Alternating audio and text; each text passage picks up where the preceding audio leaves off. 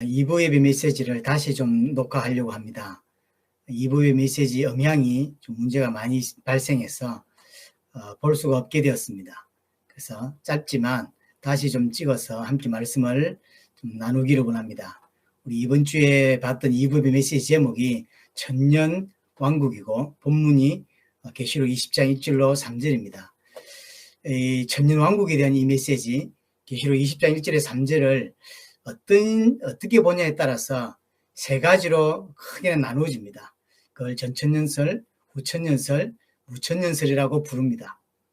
그 모든 것이 20장 1절로 3절을 어떻게 보냐에 따라서 다 결정이 되는 겁니다.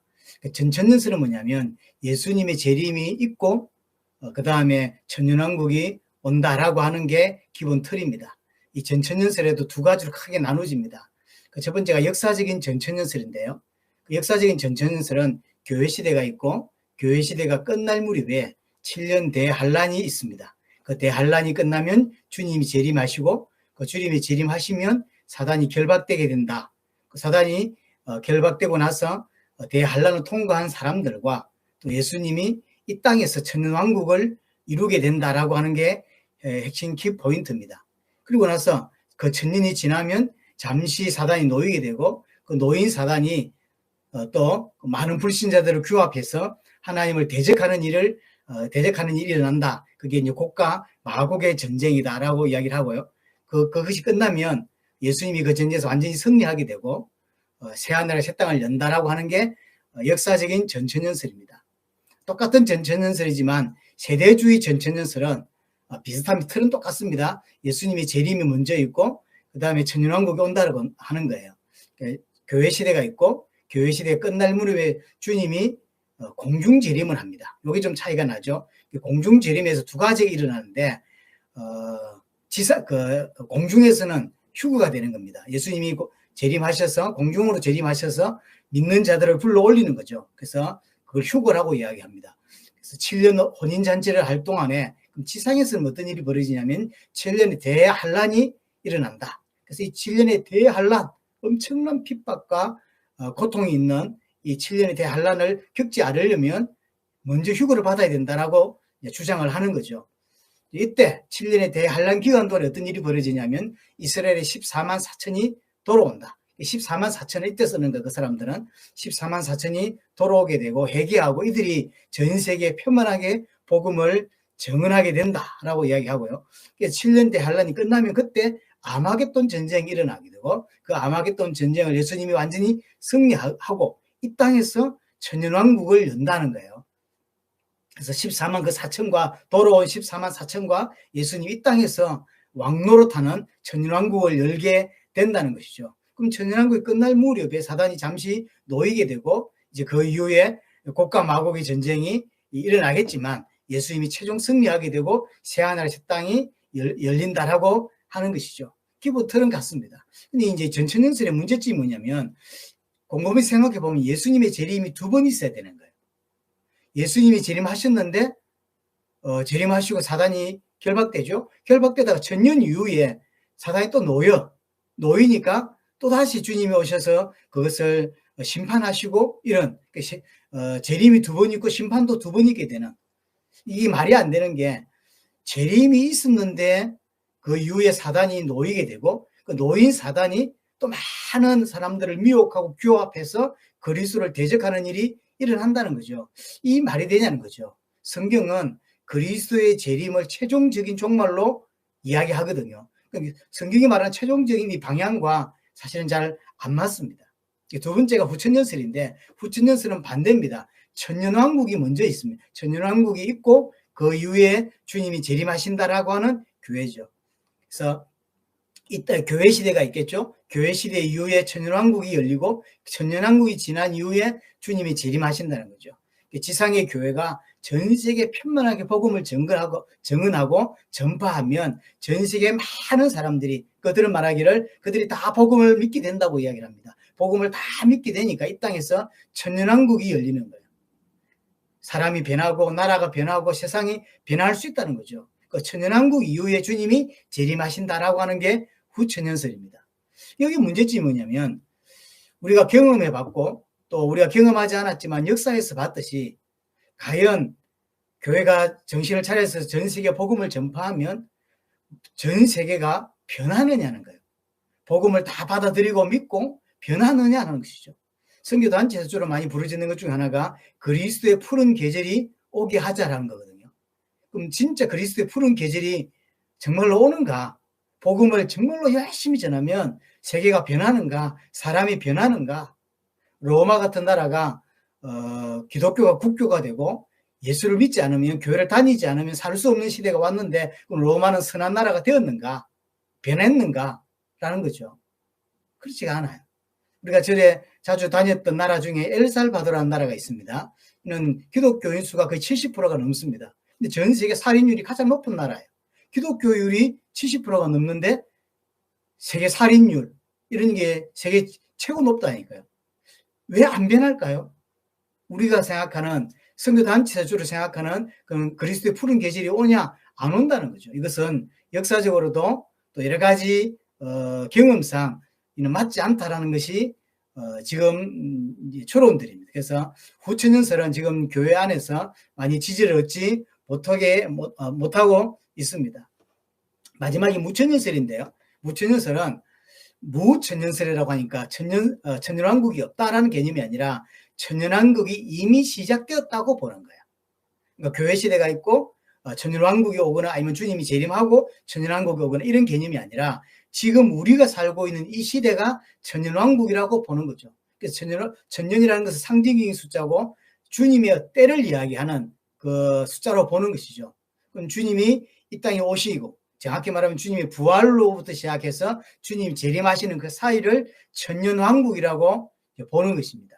여기에 대한 조금 더 자세한 걸 듣고 싶으면 제가 이제 요한계시록을 처음 시작할 때 이 부분을 조금 더 한번 이야기했던 적이 있습니다. 그걸 좀 참고하시면 좋겠습니다. 여하튼 우리는 저는 전천연설이나 후천연설을 지지하지는 않습니다.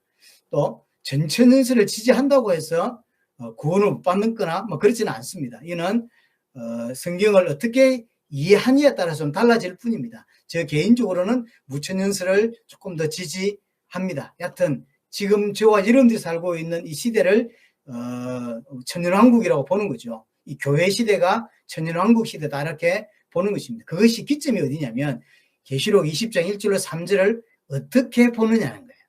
그래서 오늘 20장 1절로 3절을 함께 봤는데 정확하게는 1절로부터 6절까지 보는 게 좋은데 나머지 4절부터 이야기를 좀 다음 주에 다시 좀 다루기를 원합니다. 그래서 1절부터 6절까지가 전체가 천년왕국에 대한 이야기라고 보시면 됩니다. 여하튼 20장 1절부터 3절 또는 6절까지 이야기를 계시록 19장 이후로 볼 것이냐 아니면 반복으로 보느냐 그 차이인 거예요. 그러니까 19장 이야기가 뭐였냐면 예수님이 재림하시고 또 아마겟돈 전쟁이 일어난 그 심판이 있고 이런 이야기였죠. 예수님이 재림하셨는데 20장에 천년왕국이 나왔단 말이에요. 이것이 시간순이냐 문자 그대로 역사순으로 보느냐 아니면 20장 1절에 보면 내가 또 봄에라고 하는 한상의 전환이 벌어졌죠. 계시록에서 뭐가 계속 나오냐면 시간순으로 쓰고 있지 않고 이야기를 쭉 끌고 가다가 다시 앞으로 가서 또 이야기를 반복하거나 조금 더 확대하고 조금 더 자세히 다루는 것들을 계속 봐왔습니다. 그 개념으로 20장 1절로 3절 또는 20장 1절로 6절을 19장 이후로 볼 것이냐 아니면 19장까지 이야기가 재림이었지만 앞으로 다시 20장부터 다시 앞으로 넘어가서 설명하고 있는 거냐라고 하는 것이죠. 제 개인적으로 또 많은 보수주의자 학자들이 또는 개혁주의자는 대부분은 20장 1절로 6절을 19장 이후로 보지 않고 앞으로 다가가서 앞으로 가서 했던 이야기를 다시 반복하고 있다라고 보는 것이죠. 왜 그렇게 보는 게 옳냐면 19장 17절부터 21절이 에스겔 39장에 나오는 곡과 마곡의 전쟁에 관한 이야기예요. 그럼 그 곡과 마곡의 전쟁 이야기 끝났는데 다시 20장 7절 8절에 가보면 또 곡과 마곡의 전쟁이 나와요. 동일한 사건이 끝났는데 다시 이야기하고 있다. 이렇게 볼 때 최소한 같은 시대거나 같은 시간대거나 아니면 그 이전으로 가서 제 개인적으로는 계시록 9장으로 돌아가서 설명을 하고 있다고 저는 봅니다. 그래서 여하튼 계시록 20장 1절로 3절 오늘 본문 이야기는 19장 이후로 보는 것이 19장 이후로 보지 아니하고 그 전으로 보는 것이 옳다라고 하는 것이죠. 그래서 계시록 20장 1절 3절은 다시 앞으로 돌아가서 반복하고 있다라고 보는 것이 더 옳습니다. 그럼 천년왕국이라고 하는 것이 천년의 시간이라기보다는 하나님이 생각하는 완전한 때, 하나님의 시간표, 완전한 시간표, 상징적인 숫자로 보는 것이고요. 예수님이 이 땅에 오셔서 부활하신 이후부터 재림까지 이 시대를 천년왕국 시대로 저희들은 보고 있는 것이고, 우리는 지금 이 교회 시대를 살고 있는데 천년왕국 시대를 살고 있다라고 보는 것이 저는 옳다고 보여집니다. 자, 1절을 보시면 천사가 뭘 봤냐면 무저경의 열쇠와 큰 쇠사슬을 그의 손에 가지고 하늘로부터 내려왔어라고 하는, 손에 뭘 가지고 있냐, 무저경의 열쇠와 큰 쇠사슬을 손에 쥐고 있는 자가 하늘로부터 내려오는 것을 우리에게 보여주고 있죠.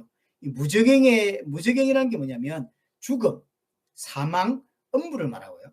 그럼 이 열쇠를 가지고 있다고 하는 이 죽음의 또 사망, 이 음부의 열쇠를 가지고 있다고 하는 것은 죽음과 사망과 음부를 다 주관하고 있다는 거죠. 그것이 하늘로부터 왔다는 거죠. 이 누구겠습니까?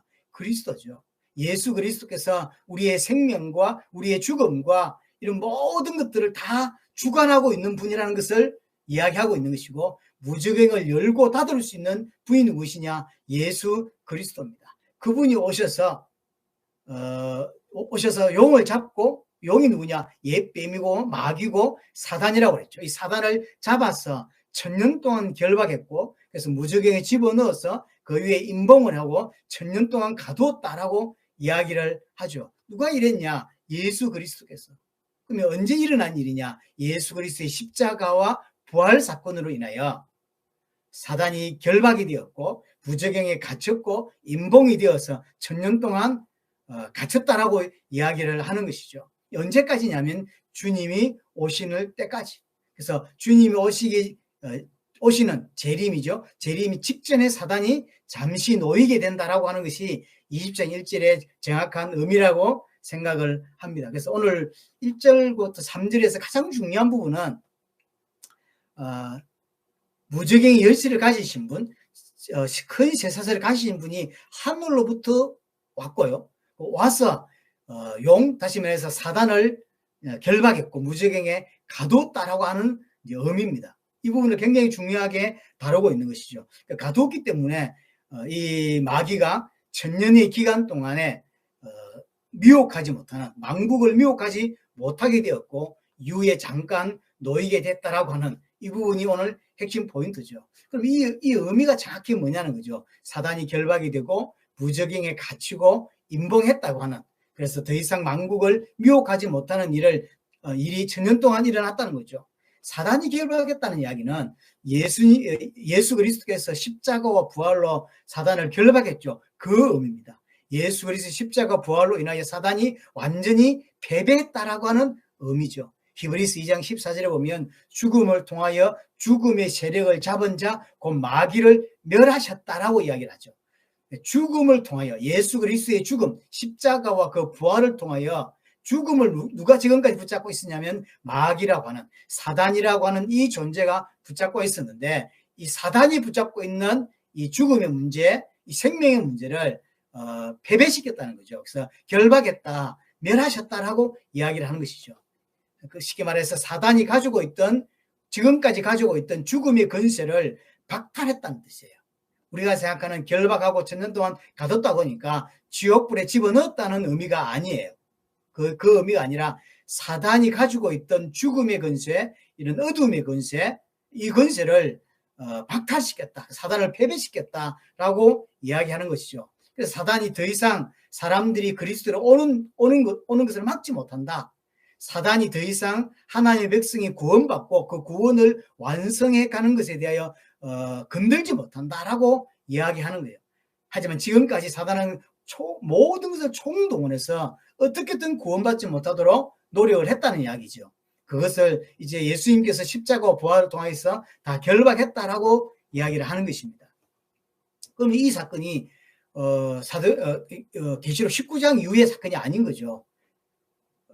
2000년 전에 역사적으로 말 2000년 전에 예수님이 이 땅에 오셔서 그리스도로 오셔서 십자가 지고 부활하심으로 인하여 일어난 일인 거죠. 그래서 20장 1절로 3절은 19장 이후의 일이 아니라 그 앞에 교회 시대에 있었던 일이라고 보는 것이고요. 사단이 무저갱에 갇혔다라고 예수님이 가뒀다라고 하는 것은 예수 그리스도의 권세 아래 이제 놓여 있다라고 하는 이야기죠. 예수 그리스도의 권세 아래 붙잡혀 있다라고 하는 표현입니다. 사단은 결박이 되었고 사단이 완전히 패배했고 그리스도가 완전히 승리했다라고 하는 이야기입니다. 그래서 결박되고 무저갱에 갇혔다라고 하는 것이 사단을 지옥에 던져 넣었다라고 하는 그 의미가 아닙니다. 던져 넣어서 천년이 지나면 다시 풀려나는 이런 개념이 아닌 거죠. 분명히 지금도 사단은 활동하고 있습니다. 베드로전서 5장 8절에 너희 대적 마귀가 우는 사자처럼 두루다니며 삼킬 자를 찾는다라고 분명히 이야기를 하고 있습니다. 사단은 지금도 불신자들에게는 왕 노릇을 하고 있습니다. 불신자들에게는 왕입니다. 세상의 임금이에요. 우리는 거기서 빠져나왔지만 여전히 불신자들 앞에서는 왕이고 임금인 거죠. 그래서 지금도 불신자들은 모든 불신자는 사단에게 붙잡혀 있는 것이고요. 에베소 2장 2절 3절에 보면 우리가 구원받기 전에 세상 풍속을 따랐고 공중의 권세 번자를 따랐다라고 이야기를 했잖아요. 우리가 구원받기 전에 여전히 사단을 섬겼고 사단을 믿었고 그게 소속되어서 섬겼다고 볼 수 있습니다. 지금도 사단은 불신자들에게 활동하고 왕노릇을 하고 있는 것이고요. 인봉했다고 이야기했잖아요. 인봉했다는 이야기는 사단이 예수 그리스도의 권세에 완전히 놓여 있다. 예수 그리스도의 통제를 받고 있다. 예수 그리스도의 컨트롤되고 있다라고 이야기를 하는 것입니다. 그래서 만국을 미혹하지 못한다는 거예요. 만국을 미혹하지 못한다는 것이 택함받은 자의 구원에 관하여는 다른 건 몰라도 택함받은 자의 구원에 관계된 것은 건들지 못한다는 거죠. 하나님이 구원 주시로 작정한 자가 있습니다. 이 작정한 자가 그리스도께로 나아오는 것을 막지 못한다라는 이야기입니다. 그래서 지금까지 죽음의 권세를 쥐고 있었습니다. 사단은.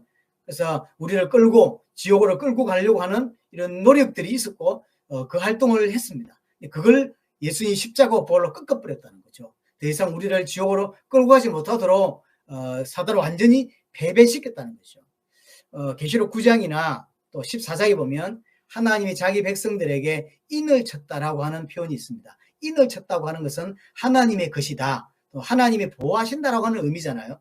그러면 하나님이 보호하신다고 하는 영역이 뭐냐면 구원의 영역인 거예요.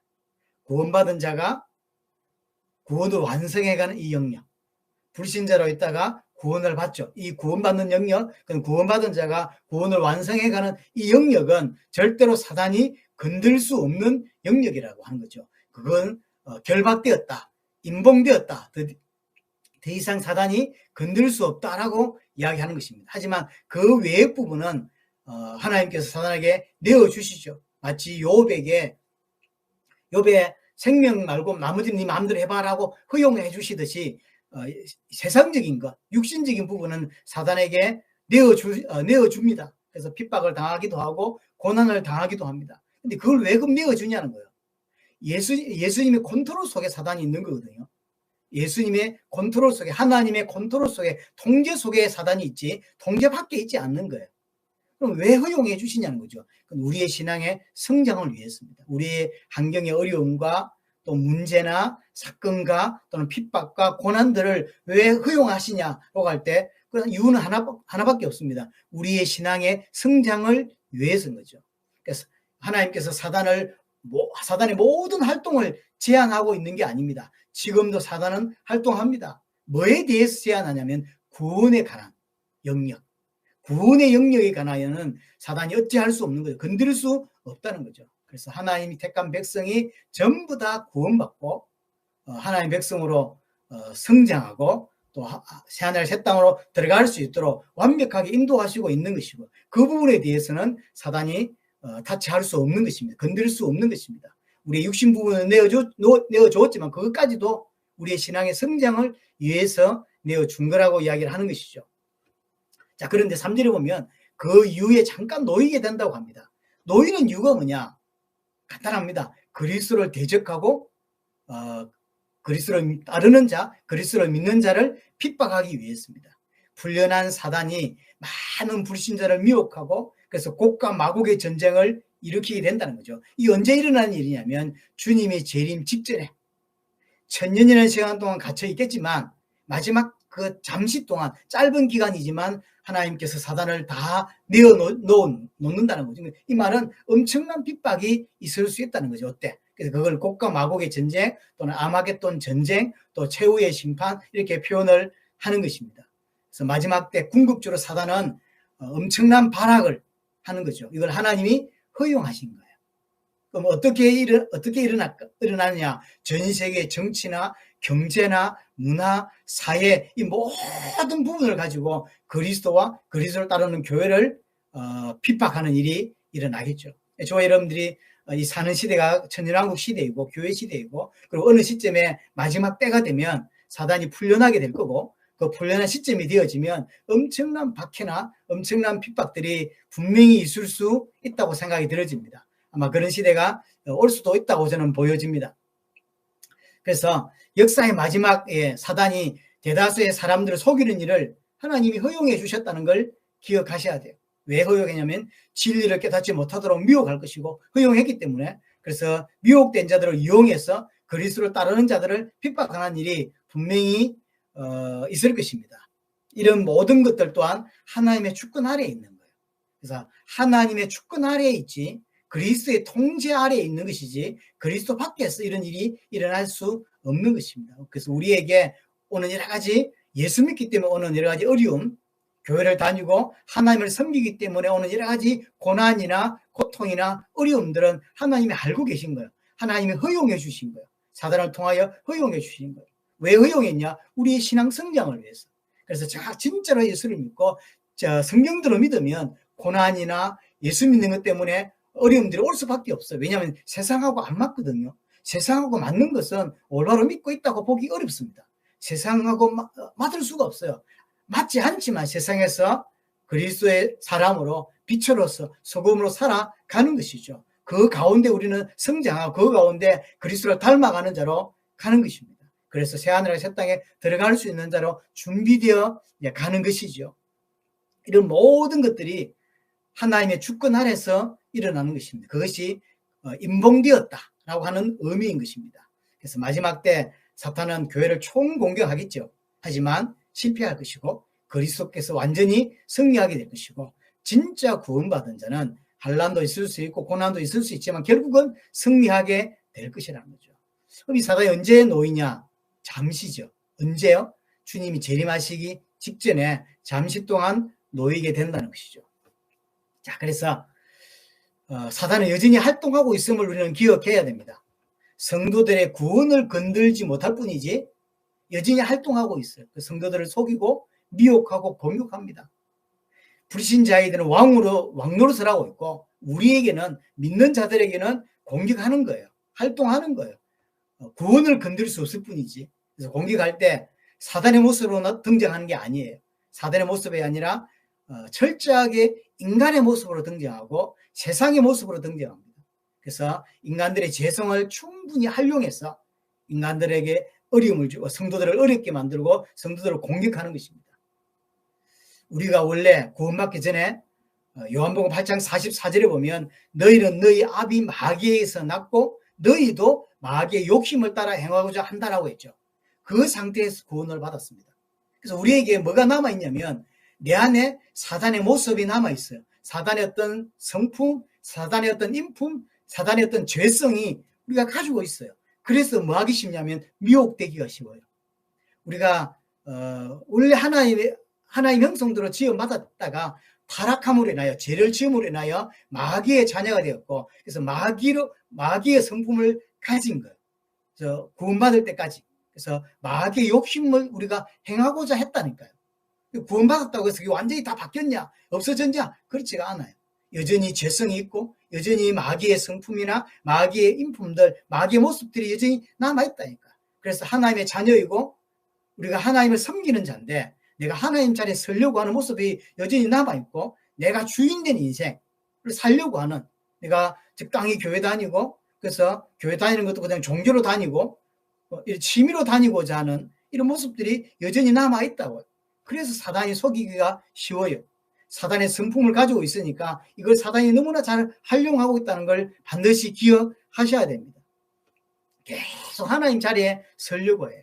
이 부분을 아주 교묘하게 아주 잘 활용하는 게 사단입니다. 그래서 오직 육신을 따라 살도록 내가 주인 되어 살도록 육신의 본성을 따라 살도록 계속 공격합니다. 그래서 하나님을 배반하고 하나님을 믿음에도 불구하고 하나님을 배반하고 우상을 따르고 그렇게 살 수 있도록 내 자신을 위해 살 수 있도록 그렇게 사단이 미혹하고 공격하는 것입니다. 이 모든 것이 하나님의 주권 아래 있다고 하는 사실이에요. 하나님 왜 허용했냐? 왜 허용했죠? 우리의 구원을 위해서요. 우리의 구원의 성장, 신앙의 성장을 위해서입니다. 사단은 공격하겠지만 반드시 하나님은 언약을 성취하시는 분이죠. 이 땅에 메시아로 언약하신 대로 예수 그리스도를 이 땅에 보내주셨습니다. 사단이 어마어마한 공격을 합니다. 그래서 예수님을 십자가에 못 박았죠. 이게 사단의 공격이요. 하지만 그 사단의 공격이었지만 예수님의 십자가 죽고 부활하심은 언약이 성취였습니다. 동일합니다. 우리에게 사단이 공격하겠죠. 공격하겠지만 마치 예수님이 이 땅에 오셔서 사단의 공격으로 십자가 지고 부활한 것처럼 보이지만 사단의 공격했지만 하나님은 언약을 성취하신 거죠. 그와 같이 우리도 이 땅에서 고난받을 수 있고 문제를 당할 수 있지만 결국은 언약이 성취되는 거죠. 그리스도는 승리하시고 우리도 이 땅에서 결국은 승리하게 되는 것이죠. 고난은 있을 수 있지만 그래서 하나님이 택한 모든 사람은 한 사람도 빠짐없이 다 구원받는 일이 일어납니다. 사단이 아무리 공격하고 사단이 아무리 미혹해도 구원은 절대로 방해할 수가 없는 것이고요. 또 구원받은 자가 그 구원을 온전히 완성하는 구속의 완성은 절대로 방해할 수가 없습니다. 그 구속의 완성을 위해서 육신적인 것을 하나님이 허용하시는 거예요. 그 사단을 활용하시는 거죠. 이용하시는 것이죠. 하나님은 우리를 하나님 백성으로 온전히 만들어가고 있습니다. 온전한 연합, 온전한 순종하는 자로 만들어가고 있는 것입니다. 그것을 위해서 이런 것도 저런 것들도 지금 주님은 허용하고 있는 것이죠. 오늘 본문 20장 1절로 3절 그 이야기를 아주 세밀하게 설명을 하고 있는 것이고요. 그래서 우리는 지금 그런 시대, 이 천년왕국 시대를 살고 있습니다. 교회 시대를 살고 있고 이 교회 시대에 바로 사단의 공격 그리고 마지막 때 됐을 때 사단이 놓여서 공격하게 되는 부분들을 이제 설명하고 있는 것이고요. 주님이 이 땅에 오셔서 십자가와 부활을 통하여 사단을 완전히 결박하셨고 무저갱에 넣으셨죠. 구원을 절대로 방해할 수가 없습니다. 하지만 명심해야 될 것은 그 사단은 분명히 활동하고 있고 공격은 있다는 거죠. 우리에 대한 미혹은 분명히 있습니다. 그것 또한 하나님이 허용하신 거예요. 그것 또한 하나님이 우리의 구원의 완성을 위해서 우리의 신앙의 성장을 위해서 허용하셨다고 하는 것입니다. 그래서 그게 자꾸 잘 미혹되기 쉬운 이유는 뭐냐면 우리는 여전히 죄성을 가지고 있고 그 죄성은 원래 사단에게서 온 것입니다. 그래서 사단을 닮아 있습니다. 사단의 성품, 사단의 어떤 인품 이런 것들을 우리는 여전히 갖고 있기 때문에 미혹되기가 쉬워요. 그래서 우리는 명심해야 돼요. 사단의 공격이 있음을 명심하고 우리는 우리의 죄성이 있음을 또한 명심하고 그 세상과 타협하고 그러지 말고 분명한 영적인 싸움을 하는 자로 세워져야 됩니다. 마지막 때 이 사단의 공격이 있음을 알고 그래서 우리는 계속 영적인 싸움을 계속 할 수 있는 그런 성장해가는 성도, 신앙을 완성해가는 성도가 되어야 될 것이고요. 우리 교회가 그 은혜를 깊이 받았으면 좋겠습니다.